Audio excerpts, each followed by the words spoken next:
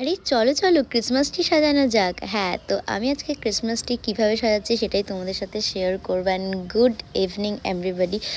তো আজকে যেহেতু বড়দিন, আর কিছু দিন মানে আর দু একটা দিন বাকি আছে, তো আমি ভাবলাম যে চলো আমার পুচকে ক্রিসমাস ট্রিটাকে সাজানো যাক। এটা পুচকে না, মোটামুটি আমার হাইটেরই ক্রিসমাস ট্রিটা।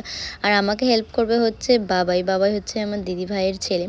তো যেহেতু আমাদের ছোটোবেলাটার ক্রিসমাসটা কিন্তু অন্য ছিল। আমি ছোটোবেলায় মাকে প্রশ্ন করতাম বড়দিনে কী হয়, মা বলতো বড়দিনে বড়দিন হয় আর কেক খেতে হয়। তো আমি জানতাম বড়দিন মানে কেক খাওয়ার দিন। তো যাই হোক, বেসিক্যালি এটাই কিন্তু সত্যি কথা। তো যেহেতু বড় হওয়ার সাথে সাথে সব কিছু পাল্টে যাচ্ছে, আর আমাদের এখনকার জেনারেশনের ক্রিসমাস মানেই তো পার্ক স্ট্রিট লাইটিং, পিকনিক, খাওয়া দাওয়া, ঘোরা, সিনেমা দেখা, এগুলো। যাই হোক, তো চলো দেখতে দেখতে আমি অলরেডি এই হ্যাঙ্গিংগুলোকে লাগিয়ে দিয়েছি গাছের গায়ে। আর এবার এই লাগাবো ছোট্ট ছোট্ট বলগুলোকে। আর এগুলো আমার আগের বছরের, কিছুটা এবছর কেনা, এরম করে আছে। আর আমি ওকে বোঝাচ্ছিলাম যে এমন এমন করে কর।